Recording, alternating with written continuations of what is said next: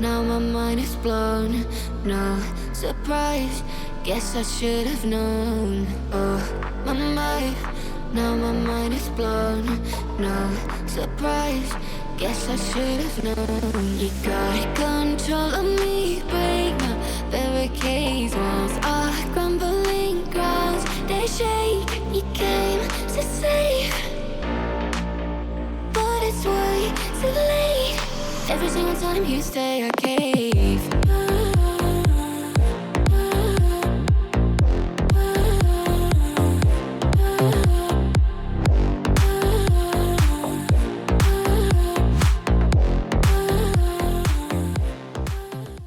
To another episode of Neurodivergent News, where we are redefining what it means to be neurodivergent, and we are having an absolute blast doing it. Our tagline used to be resources for living in a normal world, but I think over the last couple of weeks / months, we've kind of shifted more along the lines of different but not damaged, and that's okay.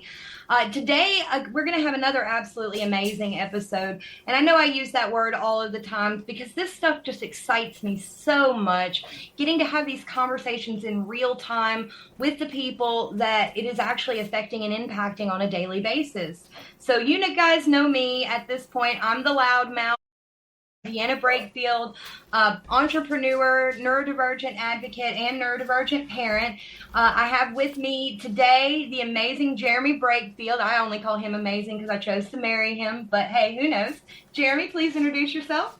Hello, I am Jeremy Brakefield, co-host of this fine show and founder of... And today we also have with us the absolutely wonderful Stone G. He's feeling a little under the weather today, but he's hanging on with us. Stone? Good morning. My name is Stone G. I am a counselor for neurodivergent people, and happy to be here. And our absolute special guest today, we have with us another Alabama resident. I can't believe I found her in my backyard. Miss Jessica Pinot. Did I say that correctly? Mm-hmm, yes. Please take a moment to introduce yourself. Hi, I'm Jessica Pinot. I'm a therapist, a licensed professional counselor in Huntsville, Alabama. I specialize in treating autism and trauma. I'm also the founder of Tree of Life Behavioral Health and the Neuroaffirmative Autism Resource Center in Huntsville, and the author of the Unmasking Workbook for Autistic Adults. Absolutely amazing. So today, we're going to get into some of the nitty-gritty, harder to talk about things. We're going to talk about the intersection of trauma and neurodivergence, and we're going to explore that, especially, those things that stemmed from us being misunderstood, misdiagnosed, or excluded, and how trauma can actually intensify or even mimic neurodivergent traits. So, opening thoughts, anyone? I think the word trauma is used quite a bit in our current society, and it's useful for us to understand the definition of it. And it's, for our conversation, it is simply a rupture in the continuity of safety. And if you understand the mechanism of a rupture, it's not something that just goes away. It's something that can permeate in one's life if it's not addressed. Okay. Miss Jessica? One of my thoughts on, trauma and I specialize in autism specifically, so that's what I'm going to talk the most about, is that both profoundly impact the autonomic nervous system. So when you're talking about autism specifically and trauma, they both look the same, but they both overlap, which makes defining the two things very confusing as separate entities and since they're often overlapping entities, and why they're overlapping entities, but then also why they look similar is confusing as well, because they both result in profoundly altered autonomic nervous system states.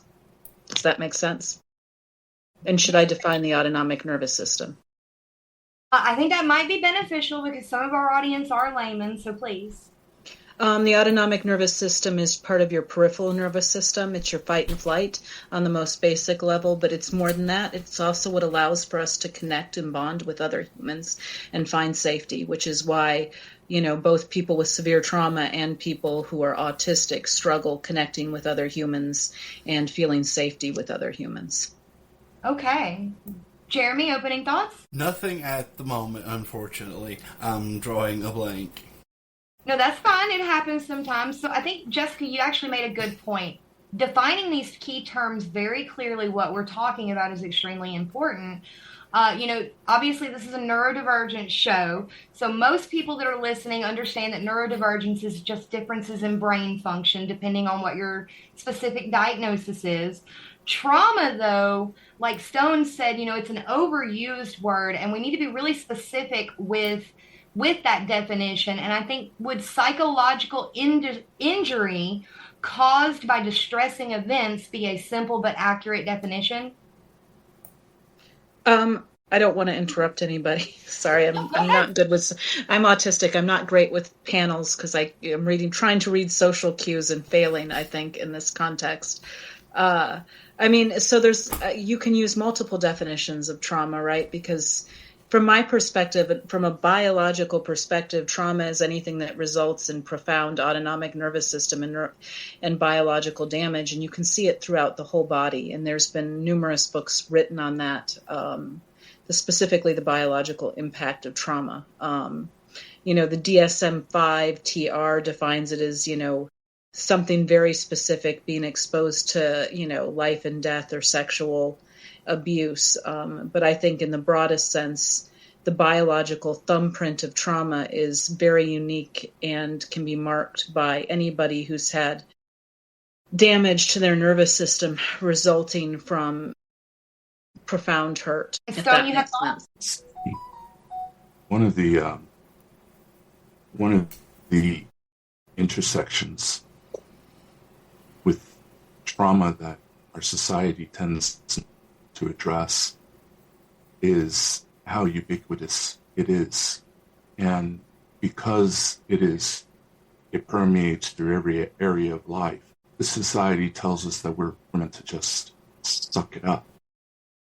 As an example, an autistic person, especially if they're being indoctrinated in an ABA type environment, is going to be told, is going to be told that they need to look at what are the societal norms and try to modulate or model those societal norms, even though the societal norms might be the opposite of how they're viewing the world or how they're interpreting the world. So if we are living a life where we're not able to be authentic, we're not able to share exactly who we are and how we think and develop connections authentically, then that is another source of trauma. It's we talk about it, and we talk about it in terms of internalized ableism. But trauma it has a grave impact on our life, especially if we don't know what it is and we don't understand how it's impacting us long term. So if I'm not mistaken, what I heard was essentially being neurodivergent in and of itself almost causes trauma, as we are punished for our natural habits and forced to try to blend in and mold. Well, our society is not designed for neurodivergence, and so that's where the inequity happens. But yeah, unless born in a bubble, we're subject to trauma from day one. So, this is a bit incendiary to say, but would it be safe to say that because of the way that society is structured, that all of the things that they complain about us as neurodivergents, that they say are wrong with us, it's actually society's fault because the societal model has exacerbated what is already there? we could say it's society's fault, or we could look at the biology of a human being. The Okay. biology of a human being is always looking for sameness. The amygdala wants everything to be the same, and when things are different or they diverge, i.e., neurodivergence, then there's this biological preponderance to separate. So, because we operate in a multidimensional framework, it's on us to try to create a world where we can thrive. For instance, this show is an embodiment of that. This show enables people who are neurodivergent to get information, to know about themselves, and to start to relate to neurodivergence in a different way. Okay. So one of the conversations that Jeremy and I have quite frequently is that, in a way, neurodivergence is overdiagnosed at this point in time because so many trauma responses mimic neurodivergence. So what would my clinicians say to that? I mean, it depends on what you mean by diagnose. I run a fairly large group for autistic people, and we had a pretty deep discussion about this. If you get an official diagnosis from, testing and a licensed clinical psychologist, odds are you're not going to be overly diagnosed at any point, right? Because there are distinct differences between trauma and autism. And this is actually really interesting because this is not the conversation I expected. And that's fascinating because it's not the one I'm used to having about trauma and autism or trauma and neurodivergence. So, if you go, fundamentally the biggest difference between trauma and autism or neurodivergence is, well, first of all, we need to say that neurodivergence is more than just, obviously, I specialize in autism, but neurodivergence obviously includes any number of mental health concerns, but I'm specifically talking about autism. And that begins, you're born with that, right? It's right. Genetic. We can track the genes and the places in the brain where the differences occur. So, trauma is something that you get after an event occurs that's life-altering. Mm-hmm. And by that, clinically, I'm specifically referring to post-traumatic stress disorder. That's not something you're born with. Something has to happen in there, a rupture. So they're distinctly different. And autism, at least here, is very hard to get an official diagnosis from a clinical psychologist. My area of research specifically with autism and trauma is the overlap due largely to inability to read social cues and inability to read red flags. My research specialized in 66% of autistic people in general also meet diagnostic criteria for full-blown PTSD, and 91% of those assigned female at birth who are autistic, meet the diagnostic criteria for PTSD. And this has largely been found to be due to the fact that we are vulnerable to interpersonal exploitation and abuse, such as, sex abuse and physical abuse in relationships. Okay, so would it be fair then to say that this conversation should really be more about not just the distinctiveness, but the crossover between PTSD specifically and neurodivergence? Yeah, I mean, that's more of what I study. The crossover is high, obviously, as well, and the misdiagnosis or the overlap in symptomology is high as well. But my specific, area of expertise is, and I think my passion has been, how do we move from an ABA style, and I know, and I don't want to offend ABA therapists out there, relationship with autistic and neurodivergent people, where we're trying to get them to learn to read social cues to the point where they shut down their whole ability to know their own inner cues, and where they're entirely dependent on making other people happy, to a model that focuses on teaching them to read red flags so they're not constantly victims of abuse and trauma. Okay, I saw Stone make a face.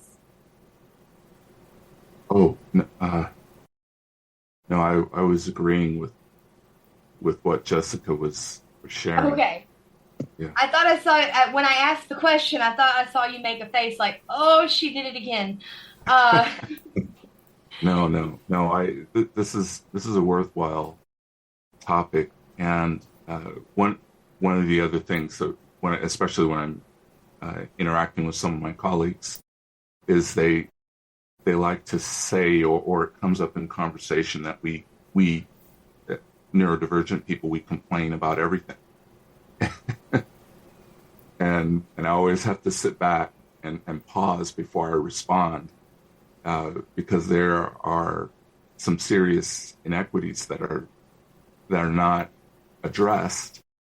And it's all, if I were to make an analogy, sometimes being neurodivergent is similar to being continuously beaten, and you have to say that you are one thing even when you're not. And so as long as you're saying you're something that you're not, then you're not beaten. And that, and then you have to live that way for your whole life. So with some of my colleagues will have this conversation, and when I bring that analogy, they usually say, "Oh, you're being dramatic, or you're being melodramatic, or something of that nature." But neurodivergence does include some differences. But you were about to say something, Jessica. I mean, have you ever seen the images of specifically an autistic brain with regards to the concept of hyperconnectivity? Like, oh yeah. I mean, it's if you can Google Absolutely. it. Obviously, I don't have a PowerPoint presentation here with me today, but our brains don't prune at an early age. So Right. we have something called hyperconnectivity, which, the analogy is circuits, right? If, neurotypical people have this amazing ability to prune connections in their brain. So when they're focusing on one thing, they can focus on one thing, and they can have one circuit firing at a time. That's the requisite circuit for the task at hand. And neurodivergent people, specifically autistic people, every circuit's always firing at every time, which is why things are so overwhelming for us, and it's not the same. And the brain imagery for it is beautiful because it's very visible, and it's the most visible difference between an autistic brain and a neurotypical brain. So to say that we're being dramatic undermines the fact that literally it's just everything is always on for us. As neurotypicals can turn off the sensation in their feet, like I'm aware of my feet and the fact that my hair feels weird right now, and everything is always all at once, which makes everything more difficult to control, which is why we are hypersensitive to things like sensation. Let me ask this question. I want to poke this out there. With neurodivergence being like they are, and modern society being the way it is, does it sometimes feel like it's essentially created a cultural exile for neurodivergent people? Because in a lot of cases, for those of us that have that sensitivity, we have to put parts of ourselves aside to go out and intermingle with the public, as it were, without a better way to really put it. So would that necessarily feel like we're being exiled? I think we're at a crossroads right now. I think to some degree we have always been exiled historically. We're the weird aunt that lives alone with all her cats and never comes out, or the strange uncle that, just sat in his house with his trains, right? That every family has a story of, that person, right? Or the witch, right? But I think, right now we're at a point where we can move forward. Like I have so many of the autistic people I work with and myself, like I find a lot of community in like gaming, online communities, hyper fixated interest communities that were not accessible before. So I think things are getting better. Like I feel less exiled than I did 20 years ago, for example. No. And that is a good You know, point. 20 years ago, I didn't have a diagnosis. And I think what's happening now is that while people are becoming more aware of neurological differences, it doesn't take away their biological response to someone who's being different. And really, one of the only ways that we can be accepted, and I'm speaking in broad terms, is if someone makes a conscious decision to do so. If they're just left with their fight or flight, they're going to avoid us because we're different. And that's across the spectrum. I mean, that's regardless of someone, being bipolar, that's a common misdiagnosis. Schizophrenia is sometimes included. Epilepsy, ADHD, so all of these are included in, and more. All of these are included in neurodiversity. So, I mean, what we're saying here is that we're living in a world where we have been taught not just to doubt, but to dismiss our own experiences as being incorrect. So, who benefits from that dismissal, and how do we shift that narrative? I mean, normal people benefit. Neurotypicals benefit from it because then they don't have to. They don't have to have empathy. Yeah. Yeah, Historically, they would just lock us up in institutions, right? Well, or burn us. That kind of depends on your scope of historically. Well, that's actually still happening, and I'm working with a group of people to mitigate that. But to the answer to your question is, I don't think anyone benefits, because if we look at humanity as one organism, if the organism is fighting against itself or killing off different members of itself, for instance, if my body decides it no longer needs white blood cells, well, then I'm going to suffer. I'm going to become sick every single time. Mm-hmm. And I look at that analogy with neurodivergent people to the extent that we are able to come together and form our own communities, our own tribes, with that have power. Power being we're able to have our own foundations, we're able to control our own narratives, we're able to raise our own children and have have nurturing ecosystems. To that extent, I think we're able to thrive and change the narrative, but we only change the narrative within our own ecosystem. We can't change it outside, because that's like telling a fish, I want you to come out of the water and I want you to grow some legs and breathe. They're not designed for that.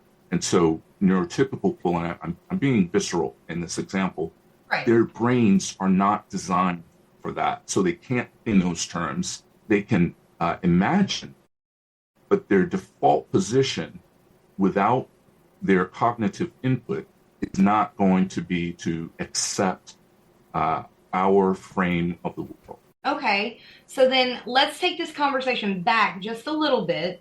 We have covered the difference between neurodivergence and trauma, and we have laid PTSD on the table and post-traumatic stress disorder and complex post-traumatic stress disorder, because CPTSD has been classified as a neurodivergence. I mean, CPTSD is PTSD that is due to prolonged exposure to trauma. So, the classic example of difference is, if I was exposed to a school shooting, I would have, just classic PTSD, one event where I faced life and death, and, I emerged with trauma. but CPTSD would be if I was abused my entire childhood by a parent. And, it's not one instant, it's many, many instances of trauma over an extended period of time.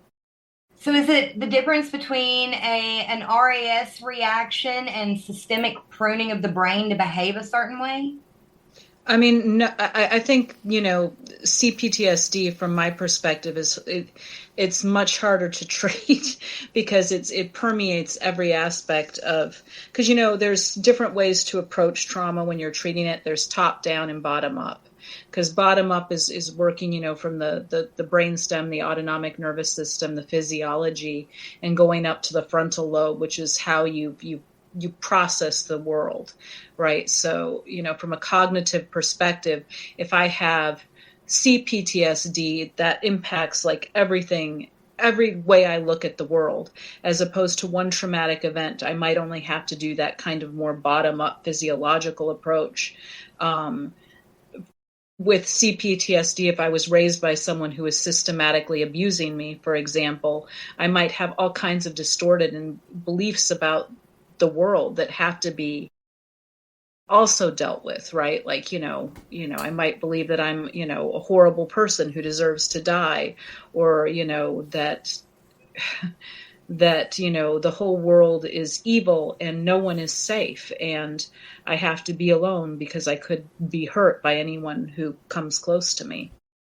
So, and I'm going to direct this one to Stone, but what I feel like I'm hearing is that the situation that Jessica just described almost exactly mimics the way that neurodivergent children are raised in neurotypical society. So it's almost like the vast majority of us are pre-programmed to have PTSD when reacting to a neurotypical group. I mean, we're trained. I mean, at least I was, and I think most of the autistic people I know were trained from early I'm sorry, I'm answering a question you just said was for Stone. I apologize. I will be quiet. No, you're spot on. Especially when you have parents who might be neurodivergent themselves and they don't know that they're neurodivergent. And so they're trying to force their children to be neurotypical, which is, that was my scenario growing up, and then I went into the military. so it's trauma is an insidious thing if we don't address it, and just because we address it, it doesn't go away, because it seeps into our programming, which means that we have to have some type of conscious, we have to have this conscious framework that's operating to keep us sane, to keep us functional. Sane is probably not an appropriate word, but functional. So when we have so many crossover symptoms of being neurodivergent or having PTSD, I mean, we have things like hypervigilance versus sensory sensitivity, or social withdrawal versus autistic exhaustion. With there's so many similarities between the systems, how do you begin to untangle that? I mean, for me, sorry, guys. Sorry. I was just going to suggest a more simplistic approach, not necessarily to fix the scenario, but to look at the ecosystem, rather than looking at how can I fix this. Take more of an environmental approach. So if someone is in an environment that is not nurturing, that doesn't support their well-being, look at supporting them to be in a nurturing environment first, and then we can start looking at some of the more tactical symptoms that might present. And sometimes, if we focus only on one symptom, we're not looking at the upstream approach, there might be something else that is contributing to that. So it's important to make sure that we first have an ecosystem that supports our well-being. For instance, the show, it acknowledges neurodivergence, it acknowledges difference, and sometimes that's the first step to people being able to heal. Jessica? So from my perspective, I think what we're talking about is differential diagnosis. And, we do a tremendous number of autism assessments. And, the big standouts for what differentiates autism and trauma, if you want to treat them like two separate beasts, is, trauma, there's nothing clinically that associates trauma with repetitive, restricted, and hyperfixated interests and stereotyped interests and behaviors. So, like autistic people, to meet diagnostic criteria for autism specifically, you have to have at least, some cluster, I think 3 clusters of repetitive, stereotyped, and hyperfixated interests. Difficulty transitioning, difficulty with eye contact, and these things, can manifest in many ways, but hyperfixated and repetitive interests are things that you're interested in that don't stop even when the source of interest isn't present and can cause disruption in your daily life. So my example in my life is I went through a period of about 4 years where I was interested in ghost stories. And I wrote 3 books on ghost stories and went to every ghost haunted location in the state. I even left the country and decided to go to some haunted places. I mean, that is more than the average human's fixation on ghost stories. So that's pretty typical with everyone with autism, right? So there's always a differential. Like PTSD just doesn't have that. It does have the hypervigilance, and it does have the anxiety, and it does have, increased startle response and hypersensitivity, but it doesn't have a lot of the more repetitive, restricted stuff of autism. And also, again, it doesn't start at birth. Because in order to fully diagnose autism, I have to be able to document it was present before the age of 3. Okay. Stone, you had a thought? But yeah, I was laughing because it's always easy to start that diagnostic process when Oh no, he froze. A 3-year-old is. I was saying it's always easy to start that diagnosis when a child is hyperlexic. Yeah. Okay, so one of the things that Jessica mentioned was the lack of eye contact. Now, for an autistic individual, there's and correct me if I'm wrong, but it's a psychological component where it makes them uncomfortable to make eye contact versus a trauma response. They've been trained that it's dangerous to make eye contact. Would that be accurate? I feel like eye contact for me is just insanely intimate. It's like asking me to go up and lick a stranger. I just don't want to do it. Unless I know you really well, I don't want to lick you, and I don't want to make eye contact with you. It feels like you're peering into someone's soul. I don't need to see everyone's soul, and I don't need them seeing my soul. We can wait till we know each other a little bit better. Give it some time. Okay, Jeremy, you threw your hand up there. Yeah, I was thinking of the third possibility in your eye contact scenario. There's also those of us that, as part of our autism, we develop essentially OCD of some sort, where you're only supposed to make eye contact under specific circumstances for specific reasons.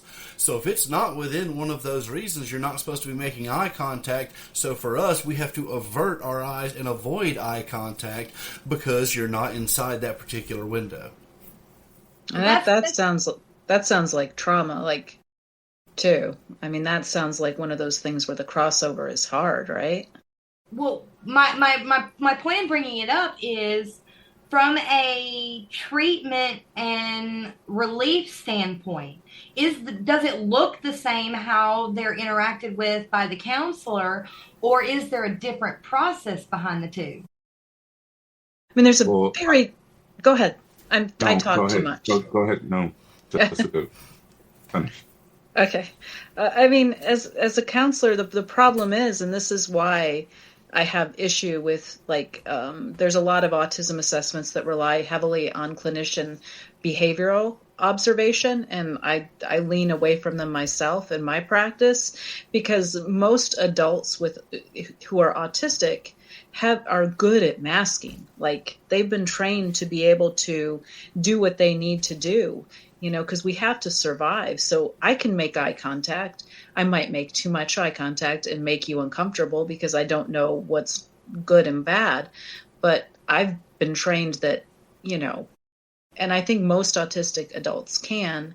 So it's really hard from a clinical standpoint or from an outside to look and see what the difference for eye contact is between trauma and autism, especially if you're dealing with an adult.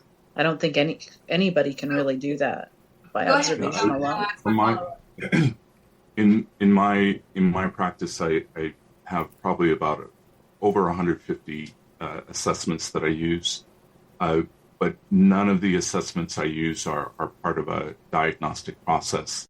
In Australia, at least, counselors don't provide a diagnosis. One of the favorite tools I use, especially for women, because the diagnostic criteria for women for neurodivergence is different from men, is the CAT-Q, which is a masking assessment.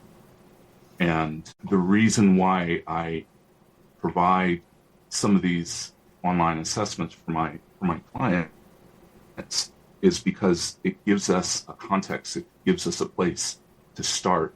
If we were to look at the numbers, maybe about 150 million people on the planet are neurodivergent, and that's being very conservative, and less than 10% of them have a diagnosis.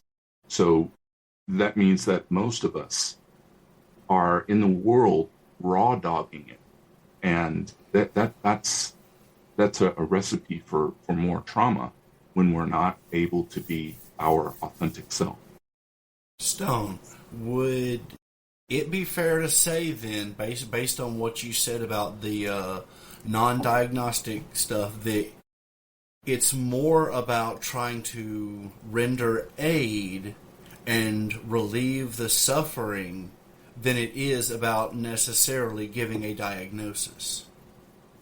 Well, I mention that because in my field as a counselor, so in Australia, the only people who can provide a diagnosis is a psychologist.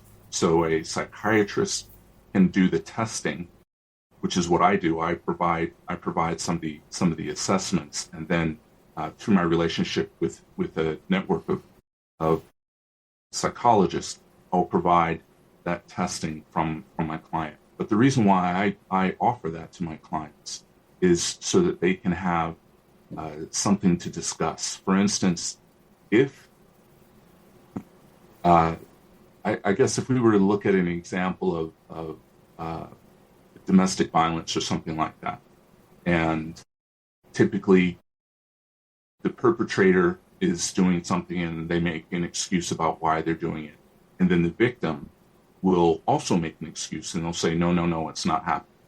It's not until each party, or at least one party, can admit this is what's happening, that there can be a forward step. So when I'm working with my clients, until they're able to acknowledge who they are, and also I'm with them, and I might not agree or disagree, but I'm acknowledging their frame. That's when they're able to take a step forward.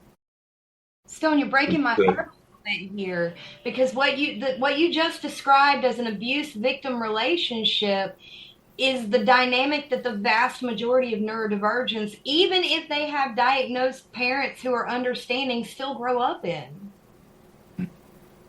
It was actually going to be part of my next question. Whether on purpose or by accident, they convince us that we're damaged. Sorry, I didn't mean to interrupt. No, continue, Jessica.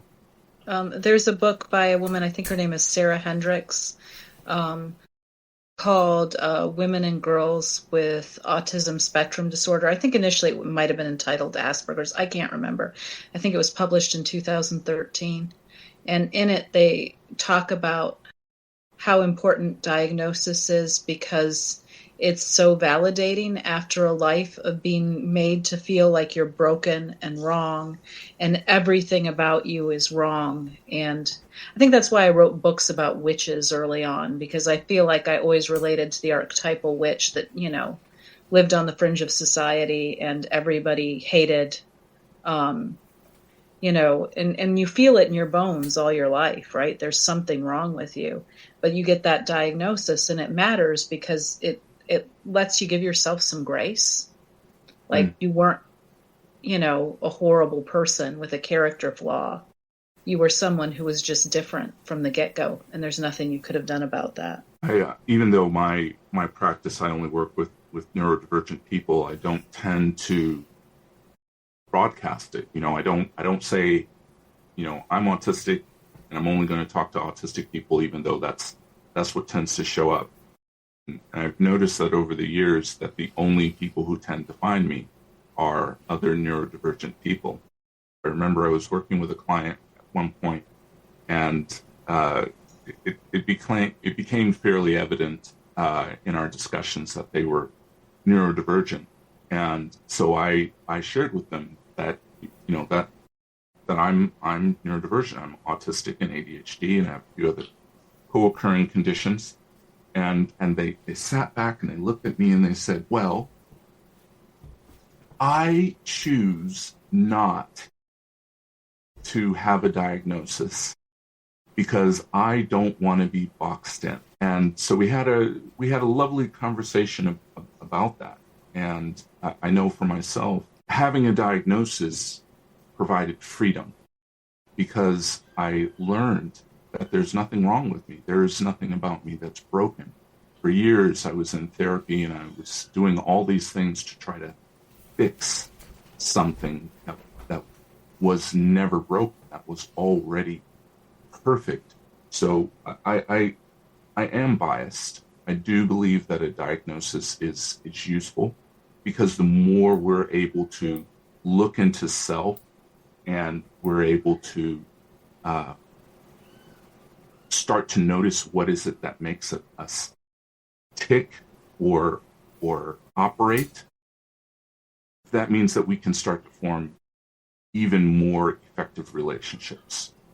So as an example, if I am lying to myself about who I am and my thoughts, when I show up in another relationship or I show up with another person and I'm saying X, Y, Z, well, that person is not interacting directly with me. They're interacting with the lie that I'm telling to myself, or they're interacting with the mask. So it's critical that we start to unpack trauma and what are the things that what is it that designs Jessica? What is it that designs Deanna? That's the first part, the most effective part of the relationship. I don't disagree with anything that you just said, but conversely, my experience was very different from yours. I was one of the lucky/unlucky few that got an early childhood diagnosis of ADHD. And as a 40-year-old woman, as clinicians, y'all know that me being diagnosed at 7 as a girl was highly unlikely and unusual. That diagnosis was a box because from that point on in my academic career, there were restrictions placed on me that were not placed on the normal student. There were requirements that I had to fulfill that were not typical of the average student. When I got to college, they actually had mental health restrictions placed on me where if I didn't show up to a counselor once a week to let them know that I was okay, I could get kicked out of school. That's horrible. And so for me, that it wasn't that freedom until very recently because the conversation changed. When I was a young woman, if I approached someone and said, hey, I have ADHD, these are the accommodations that I need for us to have an effective relationship, that was met with disdain and scorn almost 100% of the time. However, in recent years, the narrative has shifted. And so when I look at somebody and say, I have ADHD, this is what I need for you and I to be able to work together effectively, most of the time, I now get a response of, I think we can work with that. Now, it's not immediate acceptance. Obviously, that's the goal of where we want to go. But as someone who felt boxed in, I have experienced freedom in recent years, not because of a diagnosis. Does that make sense? Yeah. I mean, and that was a conversation stopper. I'm sorry, I didn't mean to do that. The point was so that there is contrast. Like there's a spectrum of experiences out there across all of the different diagnoses. We've all managed to get damaged, unfortunately, by the neurotypical model. I've got a question about maybe some of the people that might be sort of in the middle, because in general, you have autism that's a spectrum, and generally the people that are on the far end of the spectrum, if you're nonverbal, if you can't handle, if you're overly sensitive, and all this other kinds of stuff, generally it draws attention to you. Well, there's some of us that aren't that far out. So I have to jump in there because I think that's the most common misunderstanding about the autism spectrum, that it's a line, and on one end is very autistic and on the other end is not very autistic. Actually, it's the wheel, right? And the wheel, if you can Google this too, because again, no PowerPoint presentation. It's a circle with different symptoms and different levels filled in. So like some people might have like really high communication issues where they're like non-speaking is the preferred parlance, or have very difficulty speaking, while other people like me, I'm hyperverbal. It's hard to get me to shut up. And then another piece of pie in that wheel might be echolalia, or repetitive speech, while another piece in the pie might be stimming or repetitive motor behavior, and another piece might be sensory hyperaversions or sensory hypoaversions, because a lot of autistic people have sensory fixations too. So you have this wheel that's colored, and when you're diagnosed, you can kind of go through and look at, because nobody's the same. And, like some autistic people never shut up and fidget a lot, while others are very flat and don't talk hardly at all or at all. So, and as far as like that linear perspective, I think you're talking about how we like to discuss that clinically as levels. There's level 1, level 2, and level 3 autism. And that's not about what is presented as autistic, but as what your needs are. So like for me, I'm a level 1 because I can work-ish. Like I don't think I've ever held a real job for more than 2 years. Like I've created my own business so I can work, and I have a fairly. That's better. I think that autistic people are best as entrepreneurs because we create our own schedules. But then level 2. With my level 2 clients, I'm doing a lot of they struggle to work. If they're in school, they usually need IEPs or 504B plans. They need special help. Sometimes they have to have disability, or a lot of the time they have to have disability. And then at level 3, you have people that need, more full-time care. Yeah, that's a really good example. Myself, I'm level 2, so I've always had a business. Currently, I operate about 8 different businesses. And for me to meet that demand or just even to negotiate life, I have support workers that support me in different aspects of my life. Jeremy, when we're talking about the spectrum, we can describe it as far as accommodation, or specifically in the clinical sense in needs. What needs does this person have, rather than the trope of the stereotypical autistic behaviors. My apologies for not making myself clear. That was not what I was talking about in the least. Oh, I'm sorry. I didn't mean to be bad. I didn't mean to overtalk you. I apologize. No, Miss Jessica, do not apologize for yourself here. This is one of those places where we are trying to showcase ourselves as we actually are. And so that was a beautiful example of some of the ways that we communicate with each other. I love it. But Jeremy, the wheel that she was describing, you've seen it before. I may not realize you have. For those of us No, that are I video I gamers, do realize I that's have. wheel. I wasn't talking about that Okay. for the third time. I love you. So I please was talking explain about yourself. the What were you talking entirety about? of reality is on a spectrum from 1 to whatever number you want. If you're overly sensitive, you're overly sensitive on a scale of 1 to whatever it is. It might be a matter of that a single pin dropping is enough to set you off, so you're at 5,000 on that scale. Or it could be a matter of you can go to the Super Bowl and not have a problem, and so you're at a 1. Everything is on a spectrum. For some of us, we're sitting right in the middle of all of it. So for the most part, we can mask through the world with not a single problem.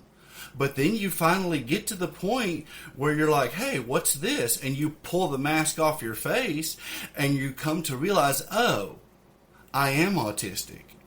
I have all of these issues. I'm not a lazy individual. I'm not all of these things that you thought you were for so long because you thought you were just straight normal. Because you were able to mask that well, and somewhere along the way you pull that mask down and it's, oh, I've been hiding who I really am. And somewhere along the way, because I know for some of us we have a chameleon trait, we pick up traits from all the people around us. But for me, when you stop and you think about it, when you look at yourself and all those conglomeration of traits and you see yourself in all these dozens of other people, who are you really if you can't actually identify something that's you, something that's unique and not just a trait that you have picked up somewhere along your dozens of years of life? That's an existential question, and I guess rather than addressing the question itself, I would look at some of the data around masking. If we look at, say, WHO statistics, which I'm not saying that that's a reasonable way of gauging it, but we die 36 years earlier than everyone else, primarily due to masking and a lack of deep, purposeful connections. So if someone is deluding themselves and saying, well, I have a skill set of being a chameleon, of having a mask, I'm able to go into all these different environments. Well, the cost of that is death, because they won't be able to connect with others. They can't connect with themselves first. So that's I address that part first. The second part of it is that we are here for connection, regardless of our proclivities.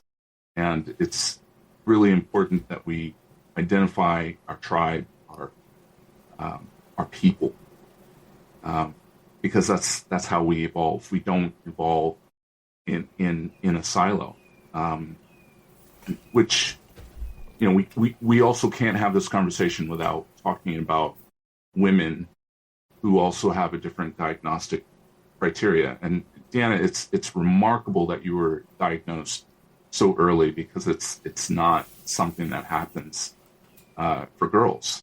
I know, I'm an anomaly. Yeah, the statistics are just so overwhelmingly against neurodivergent women. I think in the UK there's only 1 or 2 clinics that specialize in diagnosing women. Just specifically. I haven't seen, because I'm in the United States, and we don't differentially diagnose between men and women. It's the same diagnostic criteria. Do you think after the show you could send me the differential diagnosis for men and women from Australia? Well, I would love to see that. No, actually I can't, because Australians are still using the DSM-5. Okay. So this is just my own clinical observations. Okay. When I'm working with my clients, I noticed this huge gap, and so that's why a lot of women get missed, because they're like, oh, she can talk and she can make eye contact, she can do this. So no, she's not autistic, she's not neurodivergent. Maybe she has anxiety, and they give them some pills and away they go, which is not being of service.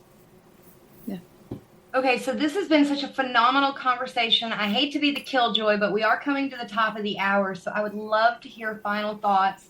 And I'd like to start with Jeremy, as I put him on the spot. As you usually do, but it's okay.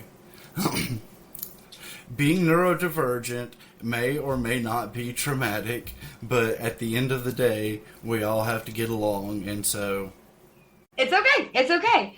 Stone, please. The nature of being neurodiverse means that we're going to experience trauma at some point in our life. And it's also important to not ignore it. Even if someone doesn't think that they've experienced trauma, it's useful to identify what it is, to self-reflect, to do a deep dive into oneself, because no one else is going to do that for you. Even as a practitioner, you can't rely on practitioners, clinicians for your well-being. You are 100% responsible for yourself. Part of being responsible for yourself, you can engage different people that can support you, but ultimately you are responsible. And so this has been a brilliant conversation, and I trust that people will engage in it more frequently and have some objectivity to it without judgment.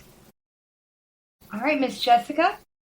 I guess if I wanted to say anything about autism, and specifically autism, but neurodivergence largely, and trauma, is for people who are neurodivergent to focus on taking care of themselves and their own needs, and looking if people are hurting them, to reach out for help, and to work on recognizing red flags instead of just making sure other people are comfortable. Because I feel like that's where a lot of our trauma comes from, is that we spend so much time focusing on making other people comfortable and believing that we're wrong, that we make ourselves vulnerable to being hurt over and over again.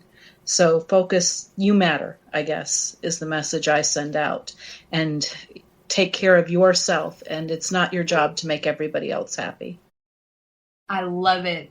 And to build off that, I think everyone deserves support that honors the complexity of who they are and what they've been through, regardless of the circumstances that may have put them in those positions.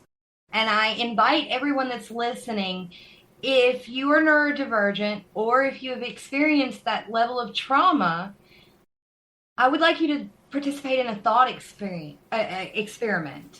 Imagine who you would be if you had never been punished or excluded, how your self-concept, who you see yourself as today, might be different, and then examine whether that's a goal worth reaching for. This has been another episode, absolutely phenomenal, of Neurodivergent News Live. I have enjoyed our special guests, Miss Jessica Pineau and Stone G and Jeremy Brakefield, as always. We will see you again next week, same time, same place. Everybody have a glorious and phenomenal week. You got it going